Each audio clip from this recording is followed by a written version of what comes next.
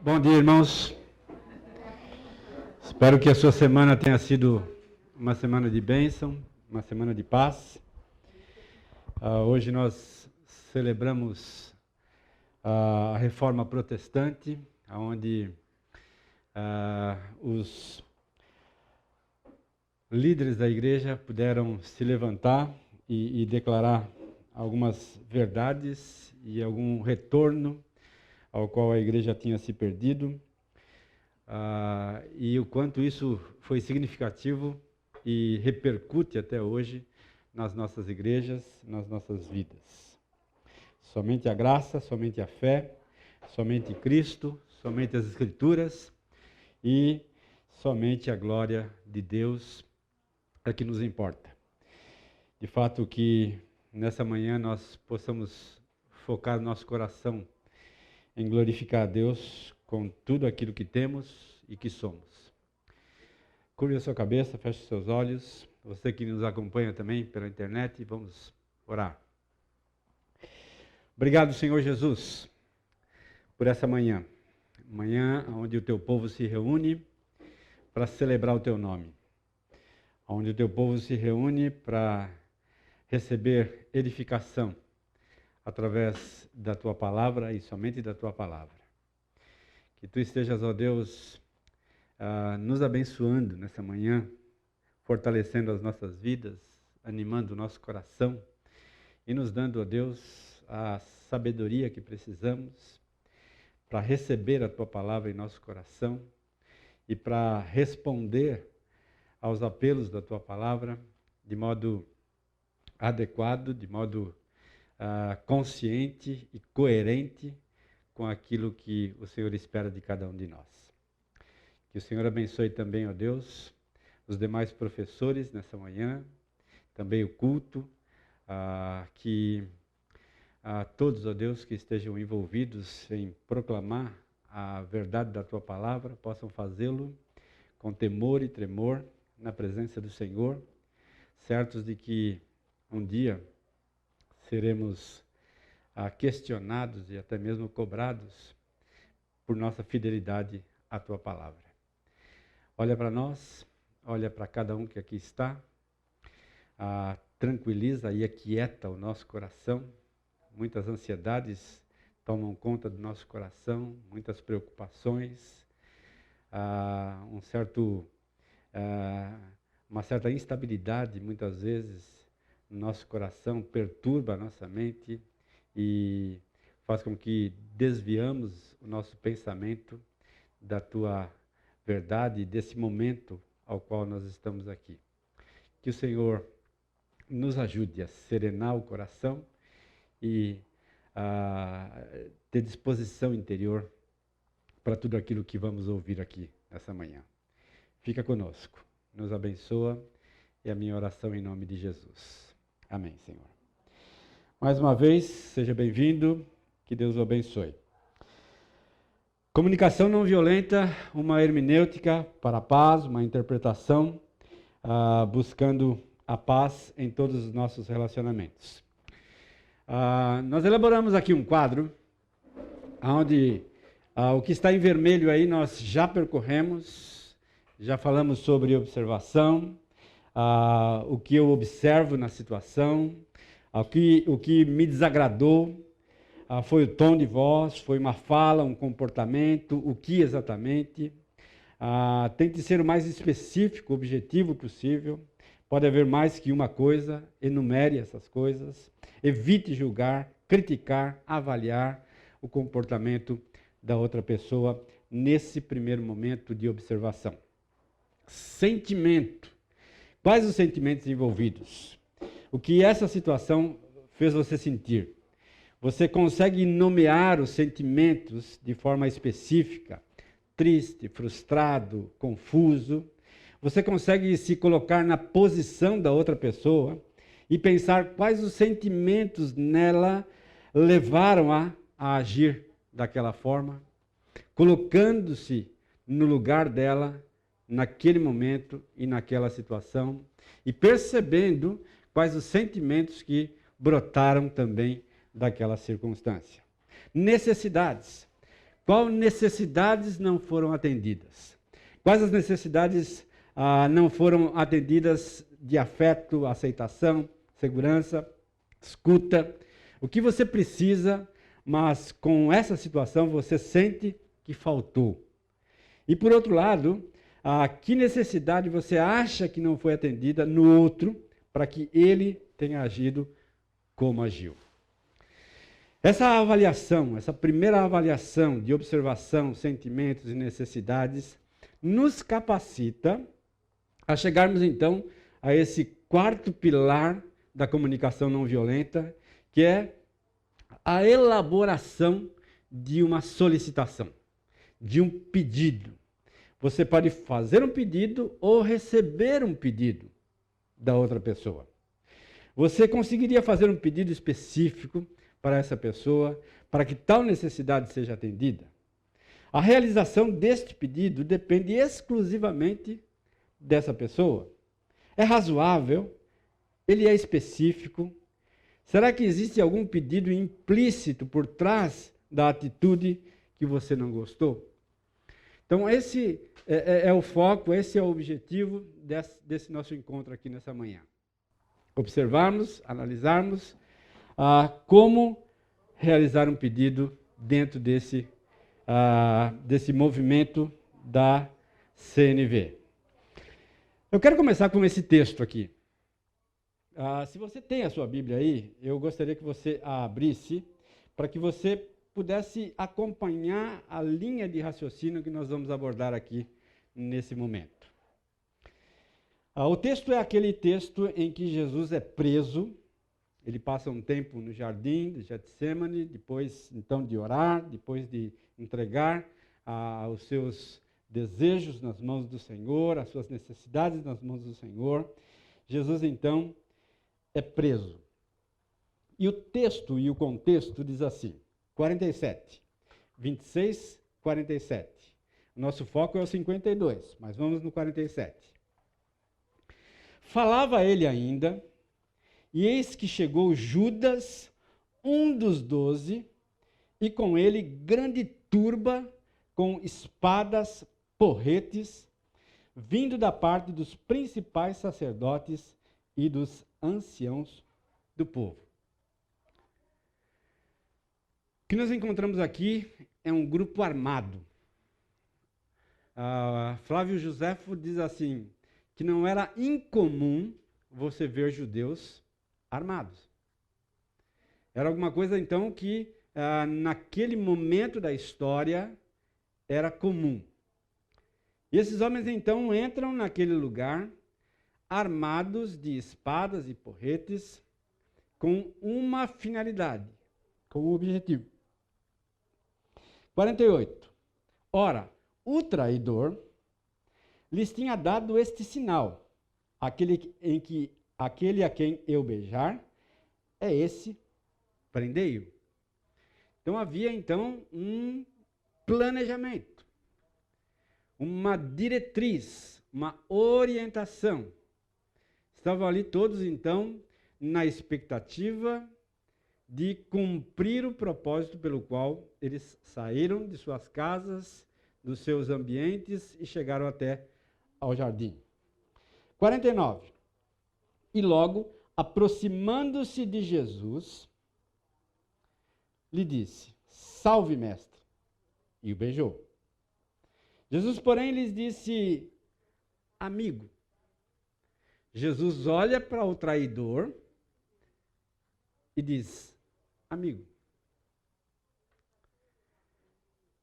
Não manifesta nenhuma aversão a Judas, mas o trata como amigo. Para que vieste? É a pergunta de Jesus. Nisto, aproximando-se eles, deitaram as mãos em Jesus e o prenderam. E eis que um dos que estava com Jesus, nós sabemos que esse um que estava com Jesus, pelos textos paralelos, é Pedro. Estendendo a mão, sacou da espada e golpeou o servo do sumo sacerdote e cortou-lhe a orelha. imediatamente Pedro, naquela situação, lança a mão da sua espada e corta a orelha do soldado chamado Malco, como nós sabemos então dos textos paralelos. 52, que é o nosso texto aqui. Então Jesus lhe disse: embainha a tua espada, pois todos os que lançam mão da espada, a espada perecerão. Muito bem. Olha as frases que eu coloquei aí na projeção. O contexto dessa passagem revela que havia algumas outras espadas e armas envolvidas. Percebe? Então, naquela situação toda, havia mais armas, além da arma de Pedro. Tá? Revela ainda que o único a lançar mão da espada foi quem? Um discípulo de Jesus. Não é curioso isso? Alguém que não deveria fazer isso, fez. Alguém que não deveria lançar mão de um expediente da violência, faz. Alguém que caminhou com Jesus durante todo o período em que Jesus esteve com os discípulos, 3 anos e pouco, né? Que inúmeras vezes viu o mestre tratando as pessoas de modo pacífico, não violento, mas naquele momento, naquele exato momento, ele então é o primeiro a agir com violência naquele contexto. E esse então recebe uma repreensão do mestre, que é o verso 52. Logo, nós aprendemos que não importa a situação, nunca deveríamos recorrer à violência, porque geraria mais violência. O quadro aqui lança do expediente da violência física. O nosso trabalho todo aqui, durante esse tempo que estamos juntos, é trabalhar então com a violência não física, com a violência verbal. Agora, olha então o que Tiago nos mostra a respeito disso. Tiago 3:2. Porque todos tropeçamos em muitas coisas. Se alguém não tropeça no falar, é perfeito varão, capaz de refrear também todo o corpo. Então, Tiago está nos ensinando aqui que nós tropeçamos. Somos imperfeitos. Não temos um freio natural compassivo. Não há nenhuma compaixão natural nos nossos corações para reagir de forma adequada, como o Senhor espera de cada um de nós, em situações que nós somos colocados, que nós somos confrontados, que nós somos colocados muitas vezes na parede. Eu estou me referindo a palavras. E o texto diz então que nós não somos capazes de refrear muitas vezes as nossas palavras que saem da nossa boca de forma violenta, agressiva, cruel, muitas vezes. Mas Tiago ainda diz no versículo 5, assim também a língua, pequeno órgão, se gaba de grandes coisas. Vede como uma fagulha põe em brasa tão grande selva. Basta uma fagulha, partícula incandescente que se solta de um corpo em brasa, para colocar tudo a perder. Você percebe que em um instante, em um vacilo nosso, nós podemos colocar tudo a perder. Por não vigiar, por não cuidar, por saber que nós não somos capazes de refrear a nossa própria capacidade de comunicação, de diálogo com as pessoas. Um instante, tudo a perder. Um instante, relacionamentos duradouros se quebram. Um instante, relacionamentos de marido e mulher se rompem. Um instante, pais e filhos se quebram. Se quebram por uma palavra não vigiada, saiu da minha boca como uma fagulha que colocou em brasa todo aquele relacionamento. Pouquinho mais. Nessa manhã aqui nós vamos buscar entender e expressar o feedback com honestidade. E ao mesmo tempo receber o feedback da outra pessoa com empatia. Com empatia. Por isso, então, o cuidado que eu tenho que ter com as minhas palavras. Para dar feedback, lembrar-se de que eu preciso me expressar com sinceridade e não com agressividade. Que eu preciso me expressar de modo a que o outro indivíduo confie de que aquilo que eu estou pronunciando é, de fato, aquilo que ele está ouvindo. Com isso eu forneço suporte. Suporte para a conexão. Se nós voltarmos um pouco na expressão de Jesus, do verso 52, Jesus olha para a atitude de Pedro, uma atitude violenta de Pedro, e diz: Pedro, coloca a tua espada na bainha, pois todas as pessoas que lançam mão do expediente da violência serão de alguma maneira também alvos dessa violência. Jesus, então, faz uma conexão com Pedro tão profunda, tão real, que você percebe no texto que Pedro não responde nada. Ele se cala e ouve aquilo que estava acontecendo ali. E a narrativa, então, continua no mesmo movimento em que ela começou. Do outro lado aí, o meu ouvido, eu preciso receber o feedback e lembrar-me de que eu preciso proporcionar conforto no coração da outra pessoa, ter consideração a ela pela atitude que ela está tendo, muitas vezes violenta para comigo, muitas vezes injusta para comigo, muitas vezes crítica para comigo. Mas eu então consigo parar, avaliar e perceber quais os sentimentos, quais as necessidades não respondidas da outra pessoa, que fazem com que ela então haja assim comigo.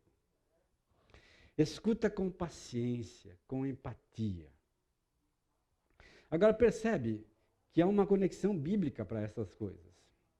Em Provérbios 11, 5, diz assim: a retidão, ou a honestidade, ou a sinceridade, algumas traduções você encontra essas palavras, né? Dos irrepreensíveis, lhes abre um caminho reto.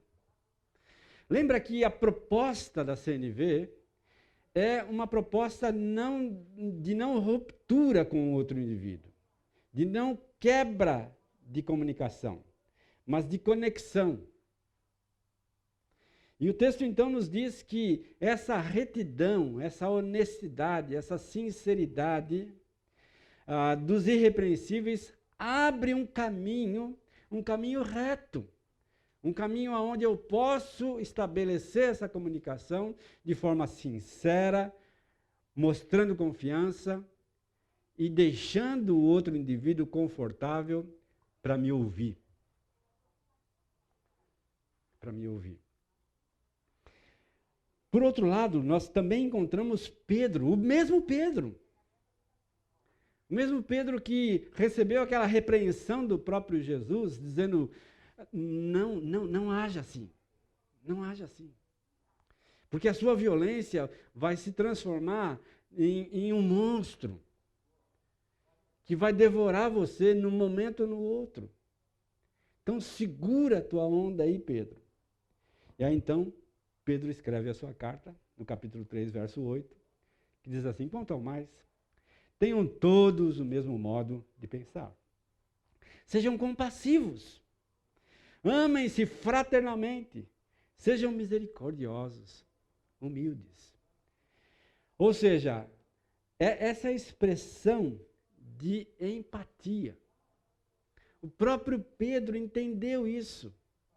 O próprio Pedro percebeu que o caminho da violência não levaria à concretização dos valores e princípios e expectativas do próprio Deus para conosco.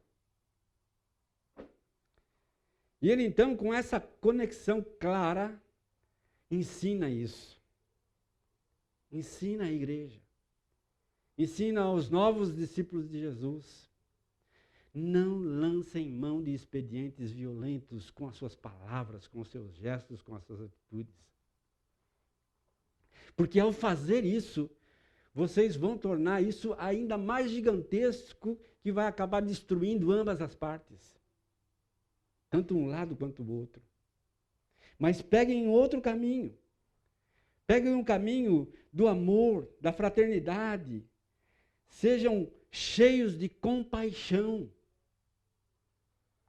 Agora, novamente, esta compaixão aqui não é oriunda de um coração humano, mas é a compaixão de Cristo que foi enxertada nos nossos corações. O pastor Davi Merck, falando aos casais, ele disse assim, nenhum de nós é capaz de viver a vida cristã, a não ser Cristo.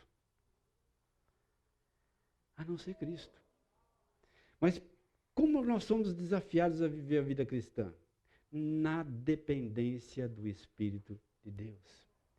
Se vivemos no Espírito, andemos no Espírito. Andemos no Espírito. Somente assim nós conseguimos então lidar com as tensões, com as dificuldades, elaborando pedidos corretamente diante das circunstâncias. Muito bem. Quarta etapa do nosso pilar aqui de comunicação não violenta. Fazer um pedido ou receber um pedido. Do conflito nasce a consciência de sentimentos e de necessidades a partir das quais fundamentamos um pedido específico.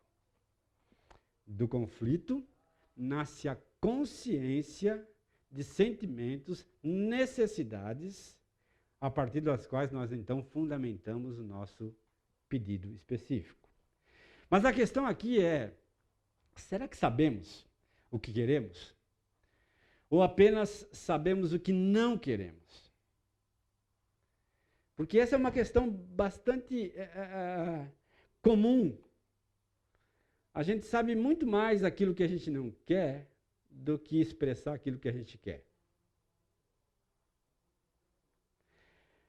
Pedidos específicos e possíveis ações concretas e delimitadas deve ser o nosso foco prioritário ao fazer as nossas solicitações e pedidos. Muito bem, vamos caminhar. Usando uma linguagem de ações positivas. Olha a primeira declaração aí. Em primeiro lugar, devemos expressar o que estamos pedindo e não o que não estamos pedindo. Quando formulamos um pedido de forma negativa, surge pelo menos dois grandes problemas. O primeiro dele, as pessoas tendem a ficar confusas quanto ao que está realmente sendo pedido. A tendência das pessoas é não entender claramente aquilo que está sendo pedido, aquilo que está sendo solicitado. solicitações negativas acabam por provocar maior resistência para ser atendidas. Olha esse caso emblemático aqui. Por exemplo, uma mulher pede ao marido que não passe tanto tempo no trabalho. Essa é a declaração. Querido, não passe muito tempo no trabalho. Ponto. Depois de algumas semanas, o marido anuncia que se inscreveu no campeonato de futebol de salão da empresa, demonstrando assim que não passaria tanto tempo mais no trabalho, dividindo seu tempo com o lazer e com os amigos. Ponto. Mas o que essa mulher realmente queria? O que ela de fato queria que acontecesse?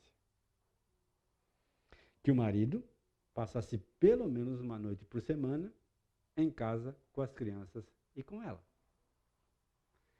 Ela disse isso? Não disse. Olha lá. Essa é a questão. Essa é a questão. E nós vamos perceber como isso é, assim, emblemático. A gente acha que o outro entendeu, né?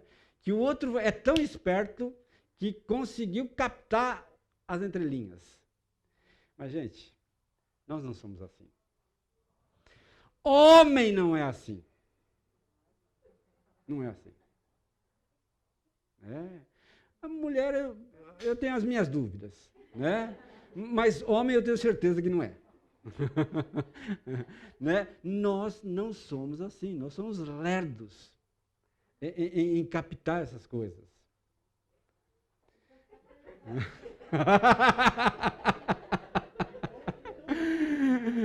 Eu não posso jogar contra o patrimônio, né?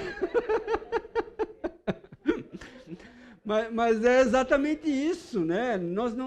A gente não percebe isso, não percebe. Mas para aquela mulher, estava claro isso. Estava claro. Era só ter boa vontade para entender. Né? Pois não.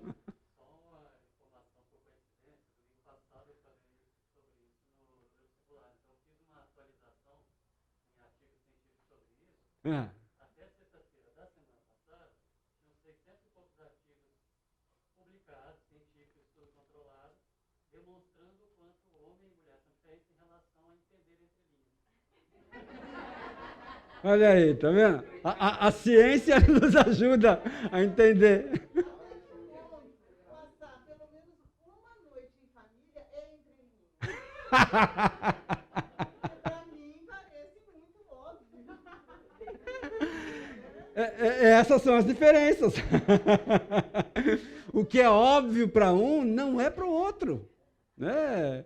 Para aquele homem, ele entendeu claramente: olha, então eu vou atender o pedido da minha esposa. Não vou passar tanto tempo no trabalho, mas vou passar agora então um lazer com os amigos. Né? Mas não era isso. Não era isso. Não era isso que ele queria.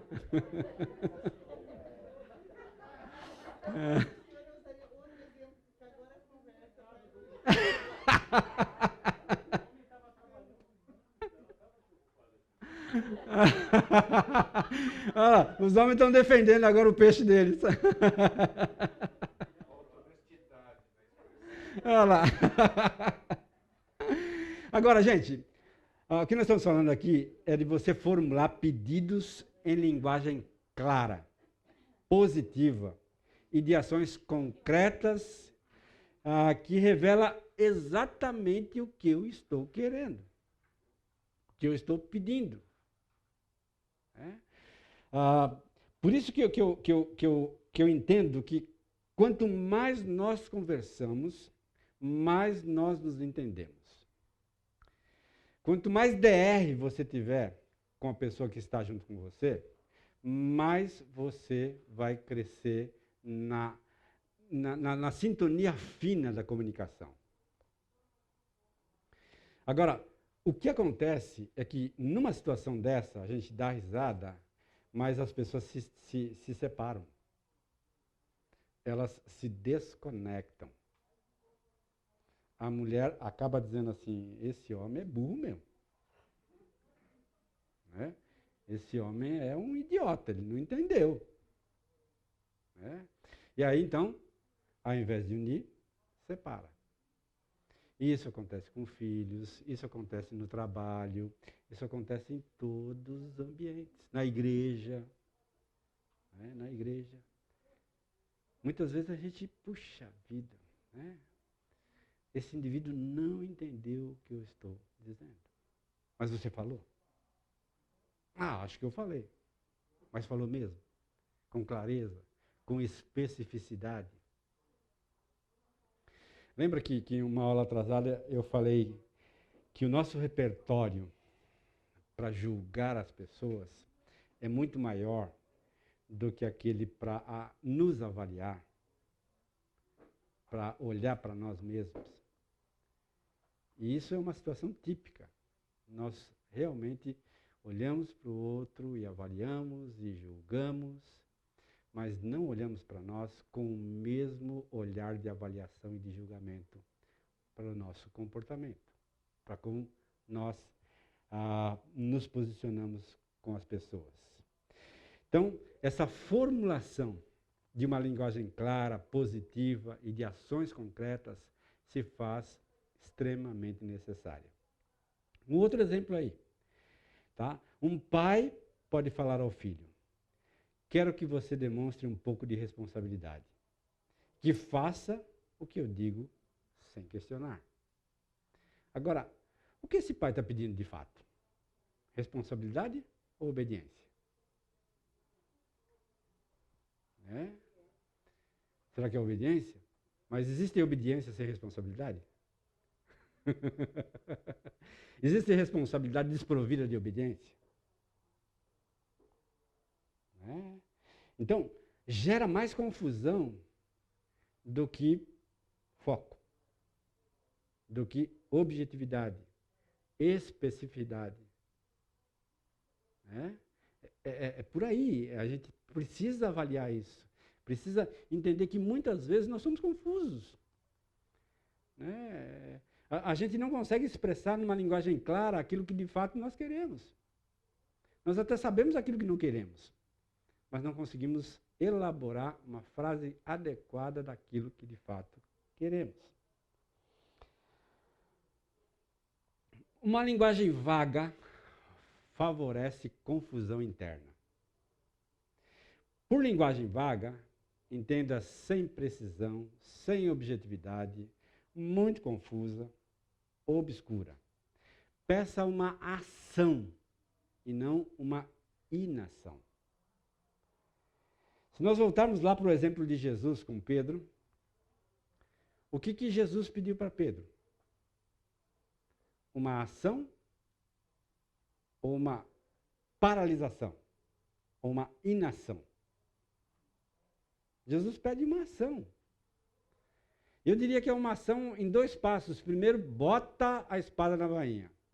Segundo, não seja violento. Não seja violento.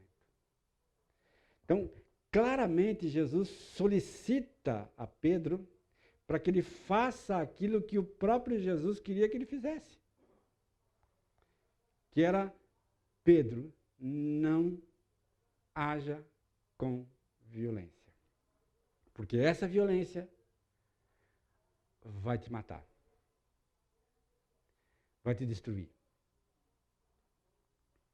E eu estava pensando como Jesus foi hábil nisso. Né? Principalmente na caminhada dele com os discípulos. Porque constantemente Jesus trata de sentimentos a partir de uma observação que ele tinha do comportamento deles.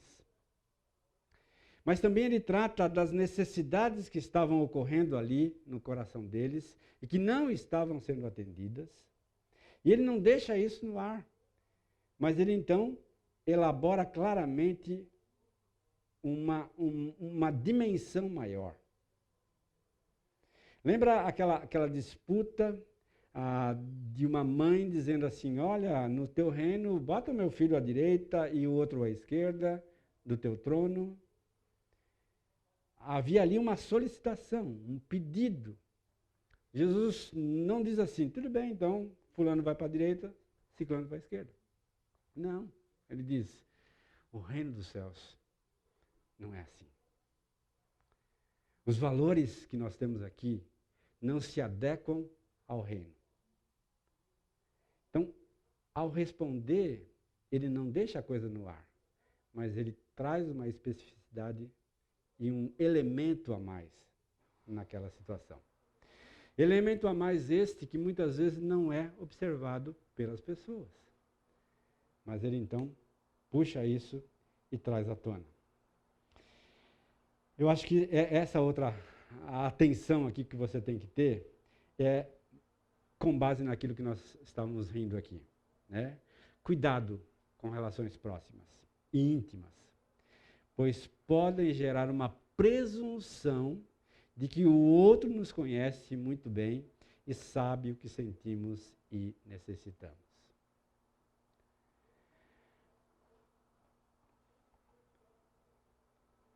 O primeiro ministério pastoral que eu tive foi substituindo um pastor de 90 anos que havia ficado 50 anos à frente de uma igreja. Mas uma das coisas que esse pastor me ensinou, principalmente nessa questão de casamento em si, né, é que constantemente ele dizia e repetia para a esposa as mesmas coisas que ele dizia e repetia no início do casamento. Ele permaneceu casado 60 anos, reafirmando as mesmas coisas durante todo esse período à sua esposa. Mostrando claramente que essa relação de intimidade que nós temos com as pessoas não nos dá o direito de achar que elas nos conhecem, que elas sabem exatamente o que se passa conosco. Porque, na verdade, gente, nós não conhecemos uns aos outros com a profundidade que deveríamos nos conhecer. Quantas vezes você foi surpreendido abruptamente por uma reação de alguém que é íntimo de você? Que você diz assim, puxa vida, não esperava uma reação assim dessa pessoa. Ou você pegou ela numa situação complicada, num momento crítico da sua vida, e ela então reage de forma abrupta, inesperada. Então, percebe, nós precisamos entender que malemar nós conhecemos a nós mesmos, que dirá presumir que eu conheço o outro. Eu conheço até o ponto que ele me deixa conhecer. Dali para frente, eu não consigo. Quando Jesus olha para os discípulos e faz uma solicitação aos discípulos, ele entendia claramente isso. Né? Só que ele foi tão hábil na comunicação que quando, em Mateus 28, ele dá a grande comissão aos discípulos, eles captam a ideia. Eles entendem o pedido de Jesus. E o evangelho chegou até nós. Porque lá atrás, eles foram capazes de entender uma solicitação clara, objetiva, específica de Jesus, e então cumpriram com esse mandamento, com essa orientação, com essa diretriz, que foi divulgar o evangelho para todos os cantos. Então, a habilidade que Cristo tinha de comunicar-se com clareza, de fazer pedidos específicos, é algo que eu e você precisamos prestar bastante atenção para aprender com Jesus. Para aprender com Jesus. Eu falo, né, que essa intimidade, ela pode fazer com que eu presuma que o outro me conheça, né, e sabe aquilo que eu estou sentindo, aquilo que eu estou necessitando, e que isso pode me levar a não comunicar claramente o que preciso, como foi o exemplo daquela mulher. Tá?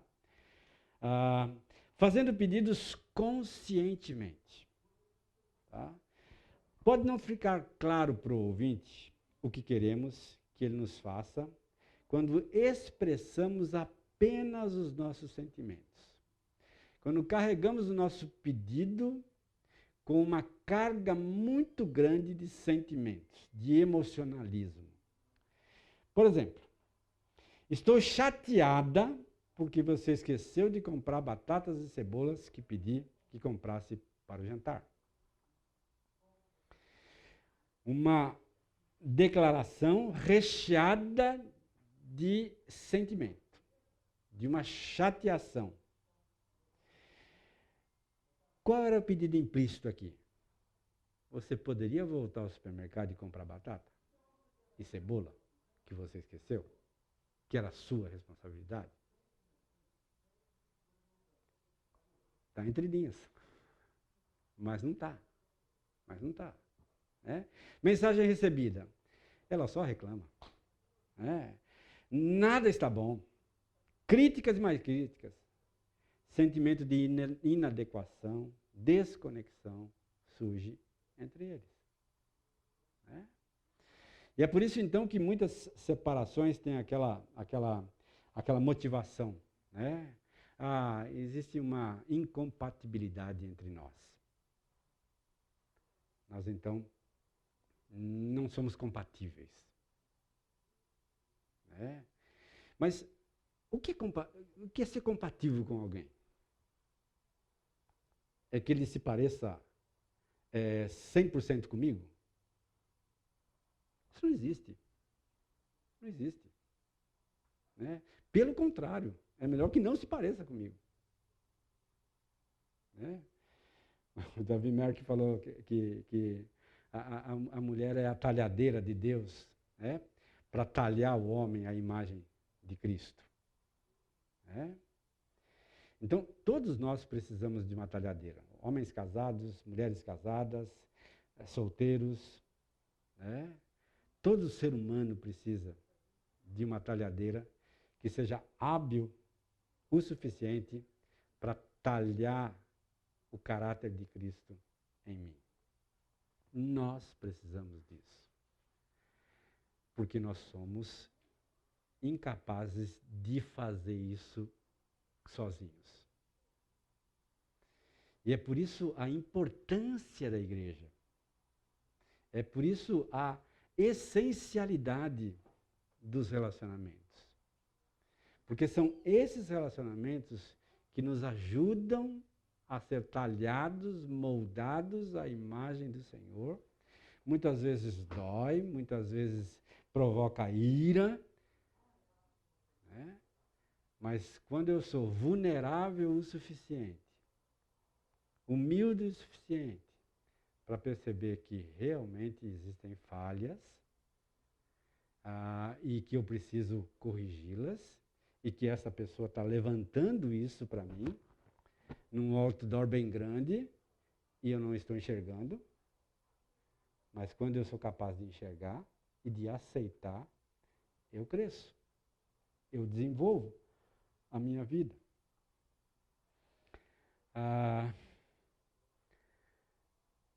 Mais uma vez, os pedidos, quando são feitos por alguém íntimo demais conosco, precisam ser bem específicos, bem claros, para que não haja essa expectativa frustrada de um pedido não realizado, de uma necessidade não satisfeita. Vamos tomar uma aguinha, daqui a pouco nós voltamos. Muito bem, vamos lá? Fazendo pedidos de modo consciente.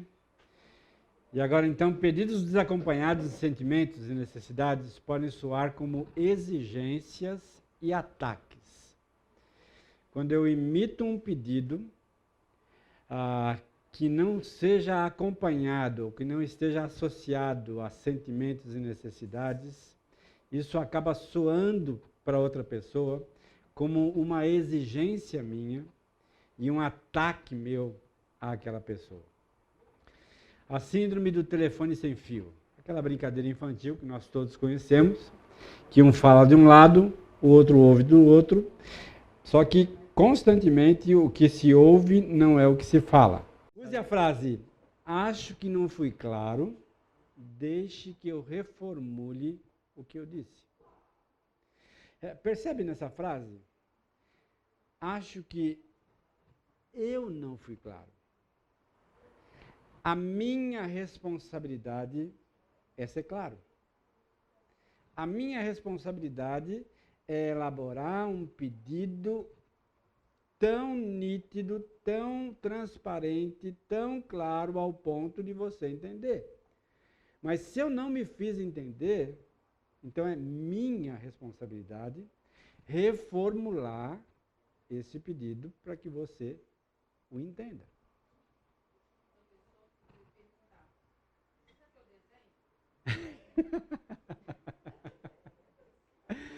Mais uma vez, essa é comum, tá?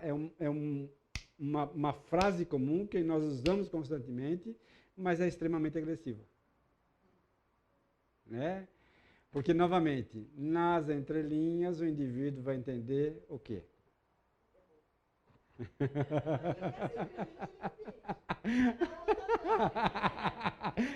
Tem uma que ele entende e outra não entende.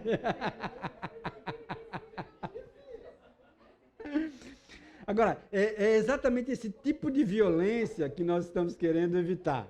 Né? Esse tipo de comportamento violento que desagrega que nós estamos querendo evitar.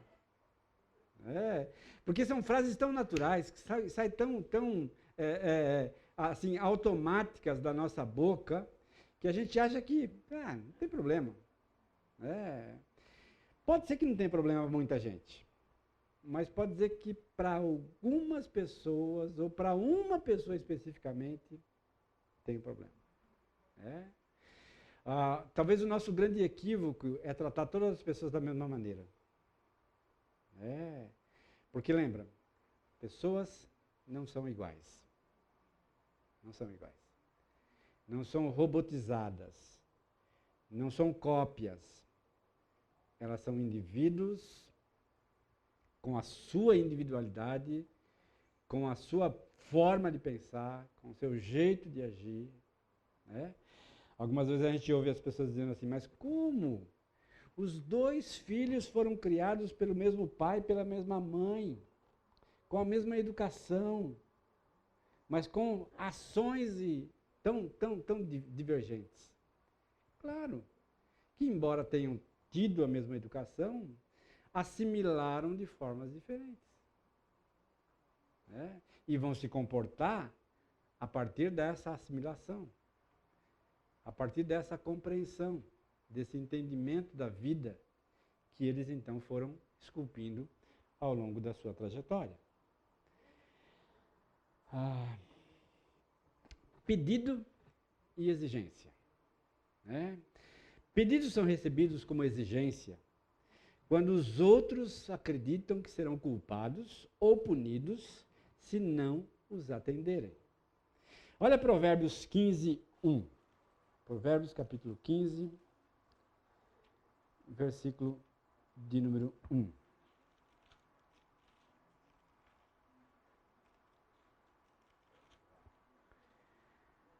A resposta branda desvia o furor, mas a palavra dura suscita a ira.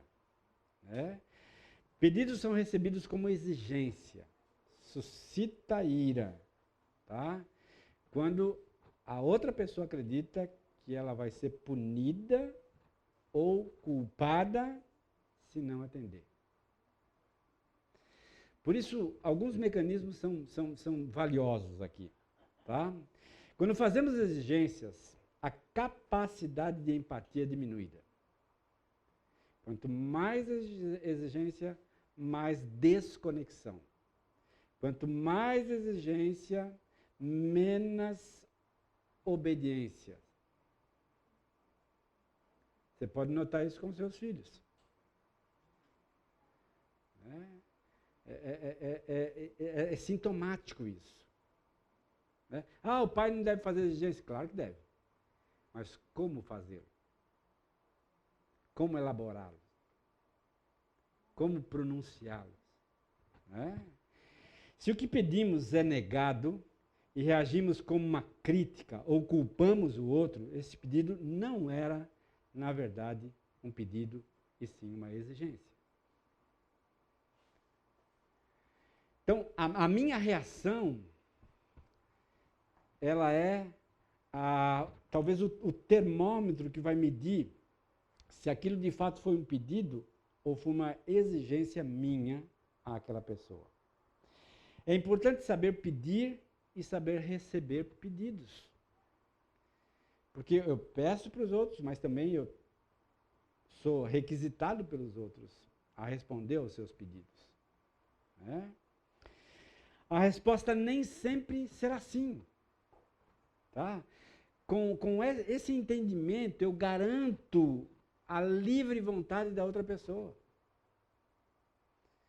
Eu deixo-a livre.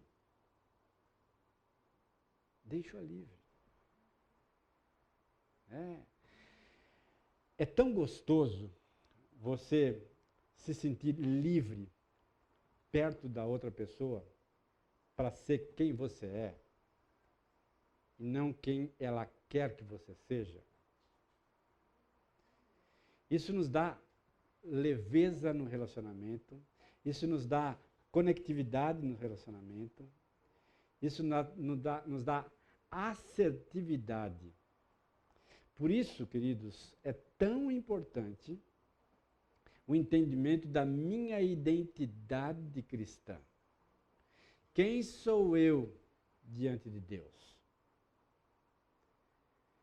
E a partir disso, então, eu posso me relacionar com as outras pessoas com maior transparência, com maior leveza, porque eu sei quem eu sou.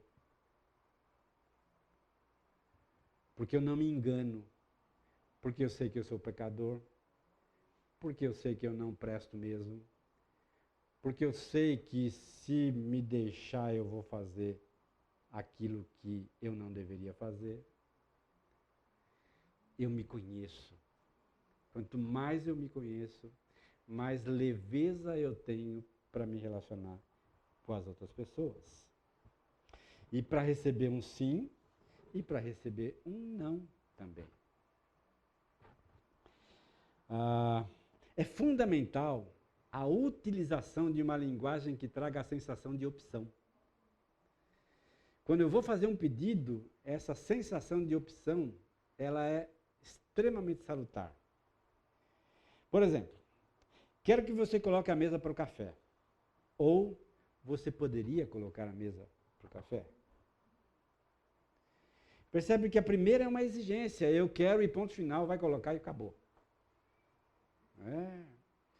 Mas a segunda é um pedido sem exigência. É apenas um pedido. Dando à pessoa a opção de dizer posso ou não posso. Agora, quando eu entendo isso e deixo essa liberdade para outra pessoa, fica mais... a minha relação com ela fica mais conectada. Porque eu a respeito na impossibilidade dela e, ao mesmo tempo, ela percebe que eu estou valorizando a impossibilidade ou a possibilidade dela.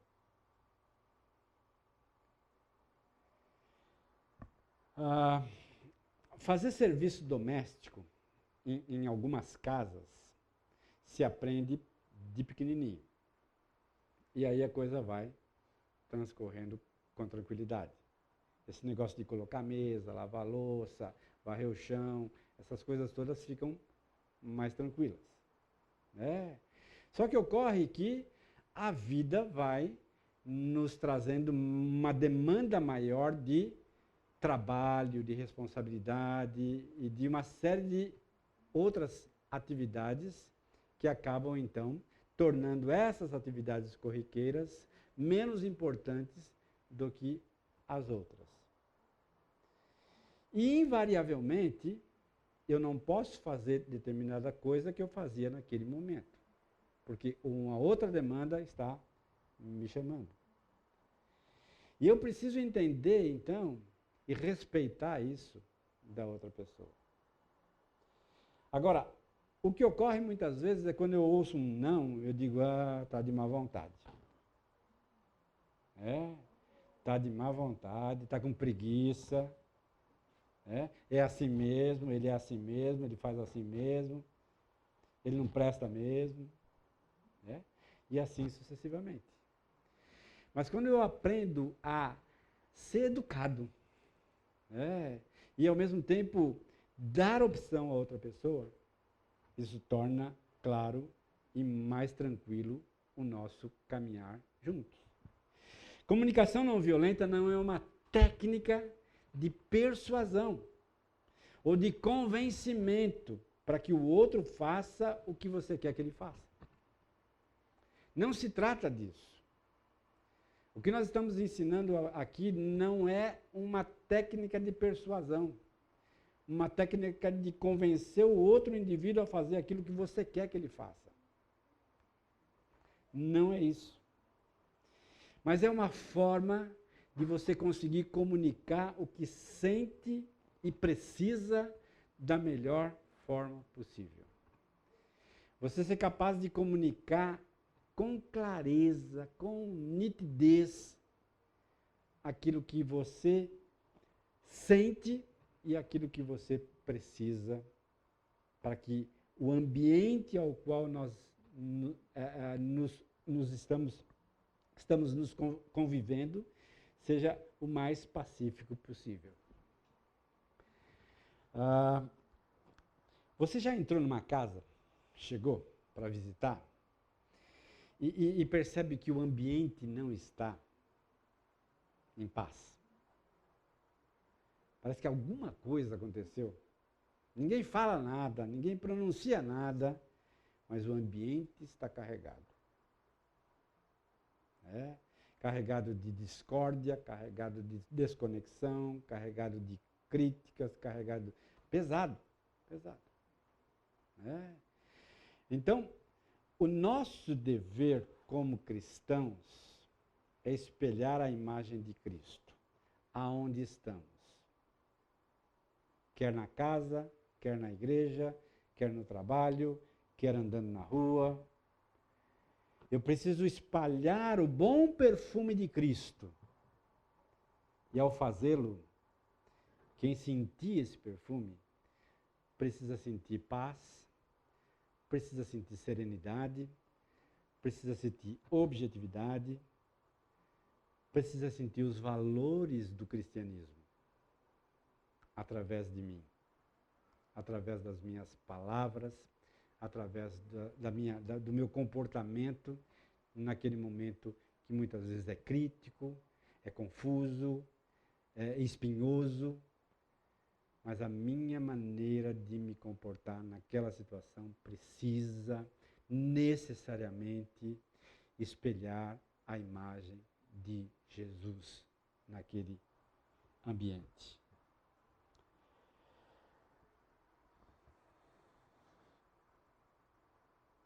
Um exemplo aí, numa empresa. Um exemplo de como fazer corretamente um pedido com CNV. Então, sem CNV em cima, com CNV embaixo. Cadê as planilhas que te pedi na semana passada? Você fica de conversinha pelos corredores e trabalho que é bom, nada. Percebe a imagem ali, dedo em risco, palavras com um tom agressivo. Muito comum nos nossos dias. exercendo uma função de autoridade sobre a outra pessoa, não de iguais, mas de superior e inferior. Agora, a outra imagem aqui, uma comunicação, uma linguagem não violenta, você poderia priorizar as planilhas que te pedi. Ela poderia dizer assim, não posso. Porque o diretor tal me pediu tal coisa. Então eu não consigo focar nessas planilhas agora. Dê a opção do sim ou do não. Tá? Não sei se foi claro sobre o quanto elas são importantes. Vou precisar delas na reunião de hoje à tarde. Então, entenda, eu dei opção, fui claro, específico, trouxe um tempo e um espaço adequado da minha solicitação. Mencionei que é uma planilha, mencionei que elas são importantes, mencionei que é o período da tarde que eu preciso delas. Então, claro, objetivo. Tá? Comunicação não violenta constrói pontes, ao invés de construir muros. Eu gosto muito dessa figura, porque é exatamente isso que eu aprendi ao longo da minha caminhada. Eu passei durante 15 anos em Minas Gerais, plantando igrejas nas cidades que margeiam a Fernão Dias, que vai de São Paulo a Belo Horizonte. E uma das igrejas foi bem interessante, que nós iniciamos a igreja do início, e chegamos e caminhamos então 3 anos com a igreja, e percebemos que as 40 pessoas que estavam envolvidas naquela comunidade, todas elas eram de fora da cidade. Nenhuma delas era mineira. Todas elas eram de outros estados. E aí isso me incomodou tanto que eu disse assim, peraí, a igreja está situada em Minas Gerais para ganhar os mineiros e só tem paulista, paranaense, cearense, baiano. Cadê os mineiros? Então nós mudamos o foco. E partimos então exatamente para o relacionamento com os indivíduos. Relacionamento este que trouxe um ambiente mais favorável para a evangelização através do relacionamento e através das palavras com aquelas pessoas. Isso mudou. Nós percebemos que aquela comunidade era, na verdade, um muro construído, onde os mineiros diziam assim, não, aquilo lá não é para nós. E aí, então, a partir do momento que nós percebemos e derrubamos aquele muro, e começamos a construir pontes de ligação entre o coração daquelas pessoas, nós conseguimos, então, ganhá-las para Cristo e para aquela comunidade. Baseados numa comunicação não violenta. Baseados numa comunicação não exclusivista, mas que incluía aquelas pessoas, com as limitações, com as barreiras culturais, com tudo isso. Eu estou me referindo a cidades bem pequenininhas, com 15 mil habitantes, 10 mil habitantes, que a resistência ao Evangelho é muito maior, porque são predominantemente católicas, romanas, onde o padre manda e as pessoas obedecem. Mas nós percebemos que quando nós nos comunicamos adequadamente, corretamente, respeitosamente com as pessoas, nós então derrubamos os muros e começamos a erguer, então, pontes de ligação entre aquelas pessoas, os valores de Cristo e assim sucessivamente. Comunicação não violenta é isso. É aprender a construir pontes. E lembra, a ponte que me liga a você é uma. A ponte que me liga a outra pessoa é outra. É outra. São pontes individualizadas para cada um. Algumas são construídas de um material, outras de outro. E assim sucessivamente. Respeitando os sentimentos, respeitando necessidades, e assim sucessivamente. Um caso interessante que aconteceu e que deu margem a isso, né, foi um fazendeiro que tinha um alambique. E eu, pastor. Conheci o homem no supermercado, começamos então a conversar, muito divertido e tal, né? E o homem então me convidou, depois de um longo tempo, para participar do Natal na fazenda dele, junto com a família dele. Né? Eu fui. Meia-noite, lá eles têm o hábito de passar meia-noite, de dia 24 para dia 25. Fui, minha esposa, 2 filhinhos pequenininhos, vamos lá. Trocaram os presentes, tudo, né? E em um momento específico, o fazendeiro me chamou e disse assim, eu quero que você ore pela minha família. Né? Eu disse, tá bom. Né? Fiz uma oração, muitas pessoas que eu não conhecia, né? Tinha umas 30, 40 pessoas. Né? Fiz uma oração, pedi a bênção de Deus, o cuidado de Deus, a direção de Deus, para aquele momento, o entendimento de que Cristo era a motivação daquele evento, daquela festa. Do lado, na sala, uma sala grande, tinha uma imagem de Nossa Senhora da Aparecida. Lá. Orei. Terminei de orar, fomos cear, ceamos, tal. Lá por umas 2 horas eu disse assim, agora eu vou embora. Aquele fazendeiro me pegou e disse assim, quero lhe dar um presente. Foi lá e me trouxe uma garrafa de cachaça do alambique dele. Né? Eu olhei para a garrafa de cachaça e disse assim, eu não bebo, mas o meu pai, ele aprecia muito a cachaça, então vou levar para ele. Disse, não, essa é para o senhor. O seu pai foi lá e pegou um garrafão de 5 litros e trouxe. Eu saí da casa com a Bíblia debaixo do braço, uma garrafa de pinga e 5 litros de cachaça. Né? Não falei nada, tudo bem. Né? 2 ou 3 semanas seguintes, ele me encontrou de novo e disse, pastor, quero que o senhor dê um estudo bíblico para minha família. Né? Marcamos uma quinta-feira, cheguei, umas 10 pessoas na sala. E começamos então a estudar o Evangelho de João com aquela família.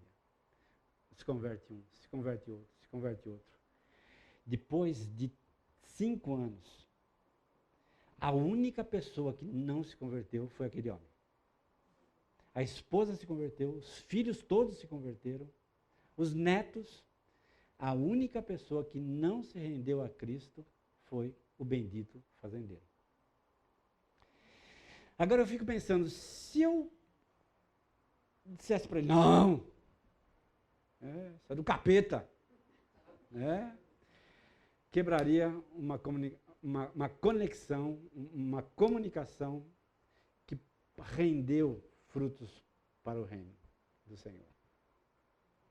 Então, novamente, construir pontes é a nossa meta.